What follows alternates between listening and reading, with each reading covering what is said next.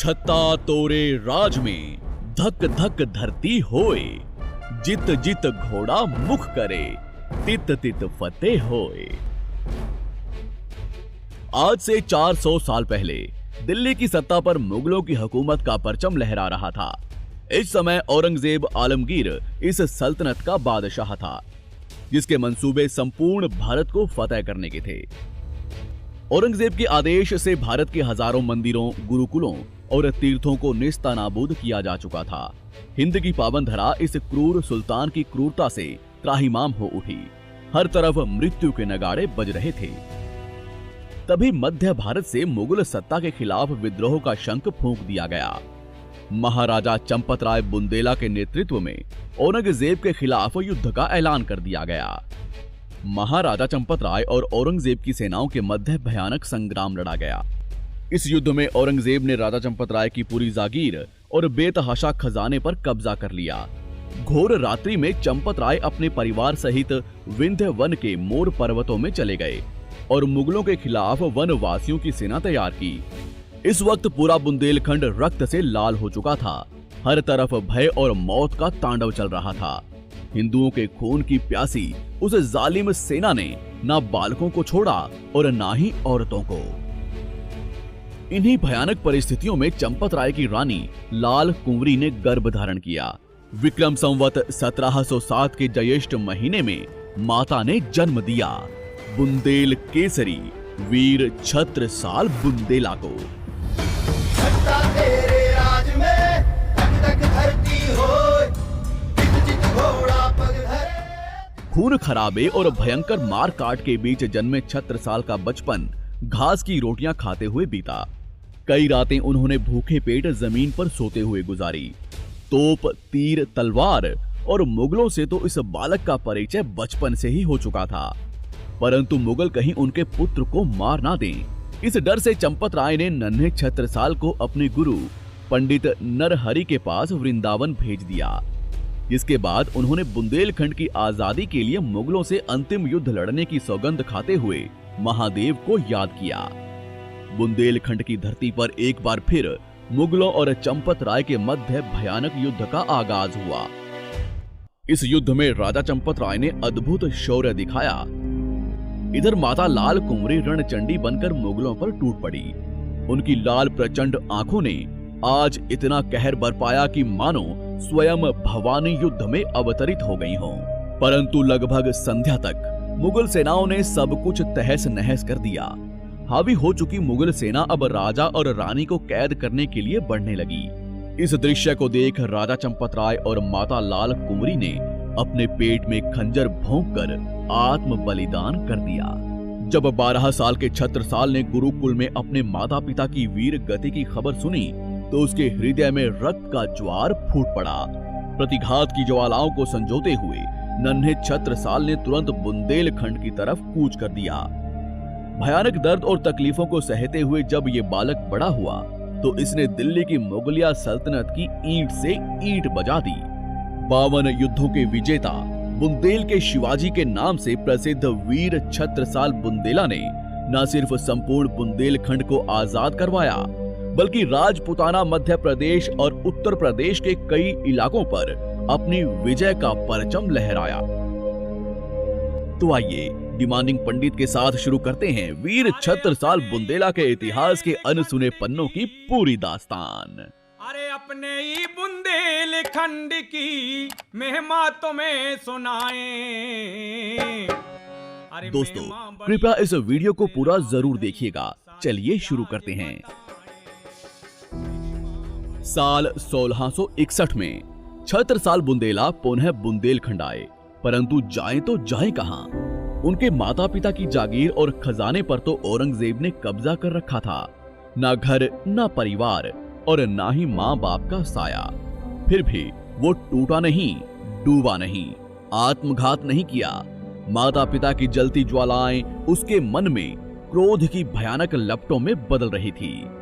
जब छत्रसाल 15 साल के हुए तो मामा ने उनका विवाह पंवार वंश की कन्या देव कुंवरी के साथ करवा दिया।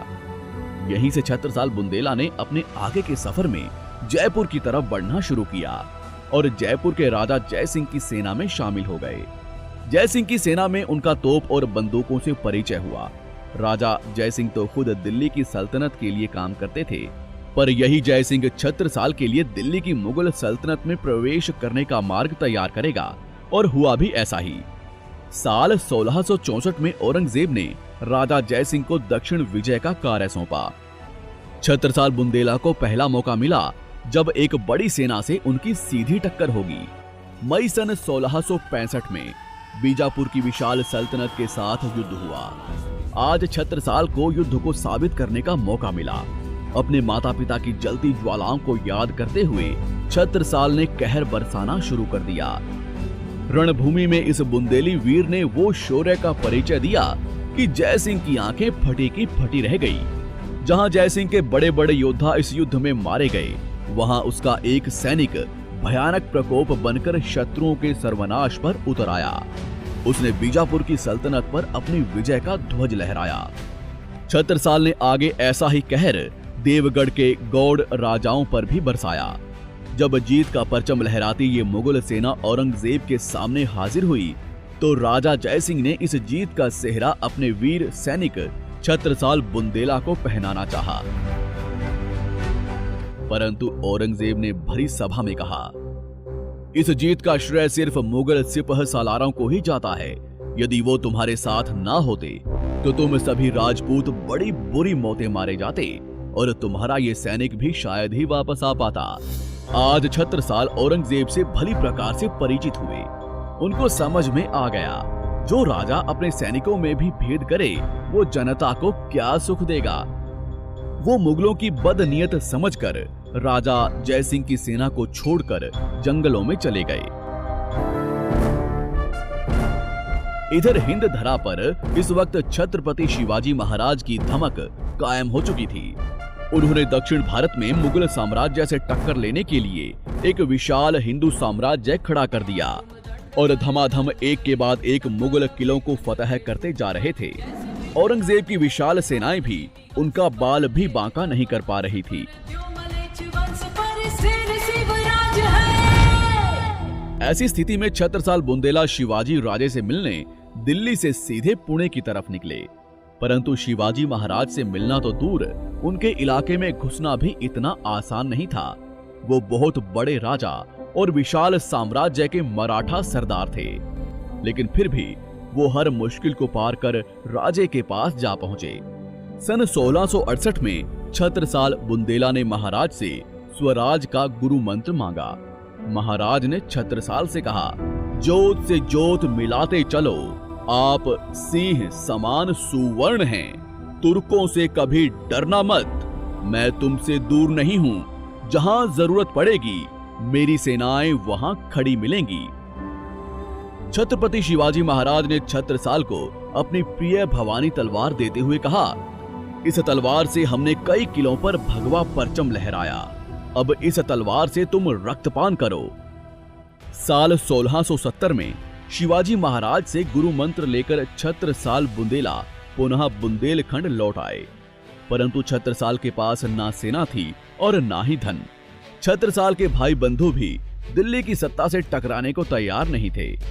और तो और बुंदेलखंड का हर हिंदू राज्य मुगलों के अधीन एक मनसबदार की तरह काम कर रहा था। कहीं से भी सहयोग ना मिलने पर अंत में उन्होंने अपने गहने बेचकर 5 घुड़सवार और 25 सैनिकों की एक सेना तैयार की। छत्रसाल ने सबसे पहला हमला किया अपने माता पिता के साथ गद्दारी करने वाले सेहरा धंधेरा के राज्य पर। इस इलाके में मुगलों के साथ भी युद्ध हुआ, जिसमें वीर छत्रसाल को विजय के साथ साथ बहुत बड़ा खजाना भी हाथ लगा।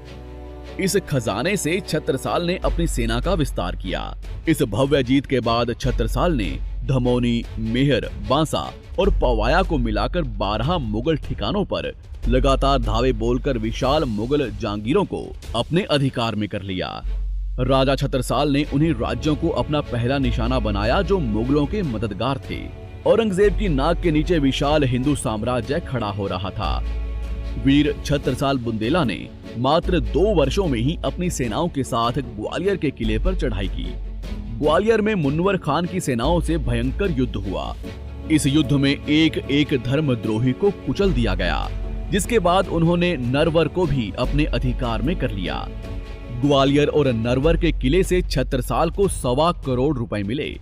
ग्वालियर की लूट से छत्रसाल बुंदेला सीधे औरंगजेब के निशाने पर आ गए। दिल्ली तिलमिला उठी। सन 1671 में औरंगजेब ने रुहिल्ला खान के नेतृत्व में 30,000 की सेना छत्रसाल का मस्तक काटकर दिल्ली लाने को भेजी, पर इस वक्त तक पूरा बुंदेलखंड उठ खड़ा हुआ। एक एक बुंदेली वीर ने छत्रसाल बुंदेला के नेतृत्व में 30,000 की मुगल सेना को तहस नहस कर डाला। रुहिला खान भरपूर युद्ध सामग्री, हाथी, घोड़े सब छोड़कर जान बचाकर पुनः दिल्ली भाग गया। सन 1671 से 1680 तक छत्रसाल बुंदेला ने चित्रकूट से ग्वालियर तक और कालपी से गढ़कोटा तक की भूमि पर अपना प्रभुत्व जमा लिया। विक्रम संवत सन 1744 के ज्येष्ठ महीने की गोधुली बेला में गुरु प्राणनाथ द्वारा वीर छत्रसाल बुंदेला का राज्याभिषेक किया गया। सन 1707 में औरंगजेब की मृत्यु तक वीर छत्रसाल बुंदेला ने संपूर्ण बुंदेलखंड को आजाद करवा दिया। बुंदेली धरा से मुगलों का नामो निशान मिटा दिया गया। उनका राज्य विशाल भूभाग पर फैल चुका था। चंबल, यमुना और नर्मदा नदियां भी उनके राज्य की सीमाओं में बहती थी। औरंगजेब की मृत्यु के बाद उनके पुत्र छत्रसाल के इतने विशाल हिंदू साम्राज्य को सहन नहीं कर पाए, जिसका परिणाम ये रहा कि इलाहाबाद के नवाब मोहम्मद बंगस ने एक अति विशाल सेना के साथ राजा छत्रसाल के राज्य पर चढ़ाई कर दी। उनका पूरा साम्राज्य और वंश दांव पर लग गया। बंगस एक एक कर राजा के किलों पर मुगलिया परचम फहराता जा रहा था। इस वक्त राजा छत्रसाल 80 साल के हो चुके थे और अपने समय में 2 बार बंगस को पराजित कर चुके थे, परंतु अब वृद्ध हो चले हाथों में वो जान नहीं बची। इस कारण उन्होंने बाजीराव पेशवा को शिवाजी महाराज का वादा याद करवाते हुए पत्र भेजा कि हे परशुराम के अवतारी, दृढ़ हिंदू पतवारी, हे बाजी आए बचाव इस क्षत्रिय की लाज, वंश और सत्ता सब लग चुके दाव। इस पत्र को पाकर पेशवा बाजीराव ने तुरंत एक विशाल सेना लेकर बुंदेलखंड की तरफ कूच कर दिया। रणभूमि में बाजीराव की उपस्थिति ही विजय का प्रमाण है। इस जंगजू योद्धा के नाम से ही मुगल सेना भयभीत हो जाया करती थी। इस युद्ध में बाजीराव ने मोहम्मद बंगस की गर्दन काट डाली। वहीं कुछ इतिहासकारों ने लिखा है कि बाजीराव के आने की खबर मात्र से ही बंगस युद्ध का मैदान छोड़कर भाग निकला। इस युद्ध में विजय के बाद छत्रसाल बुंदेला ने युद्ध नीति के महापंडित बाजीराव पेशवा को अपना तीसरा बेटा मानते हुए उन्होंने अपनी जागीर का तीसरा हिस्सा बाजीराव के नाम कर दिया। जो भी हो, अपनी ही माटी के 2 वंशों मराठों और बुंदेलों ने बाहरी शक्ति को पराजित करने में जो एकता दिखाई वो अनुकरणीय है। विक्रम संवत सन 1788 में छतरपुर और वीर छत्रसाल बुंदेला ने स्वर्ग की ओर प्रस्थान किया। वीर छत्रसाल बुंदेल का राज्य 8 करोड़ 8 लाख की आमदनी का था। अपनी मृत्यु के समय राजा छत्रसाल ने 14 करोड़ रुपयों का खजाना राजकोष में छोड़ा था। 72 सरदार और जागीरदार उनके छत्र के नीचे काम करते थे। उन्होंने मुश्किल तरीन वक्त में एक बेहतरीन स्वराज्य की सत्ता कायम करते हुए पूरे बुंदेलखंड को आजाद करवा दिया। धन्यवाद दोस्तों। इस वीडियो को अधिक से अधिक लोगों तक शेयर जरूर करें और इस वीडियो को लाइक भी करें और कमेंट में बताइए कि आपको अगला वीडियो भारत के किस वीर योद्धा पर चाहिए। आपका आभार, धन्यवाद। जुड़े रहिए।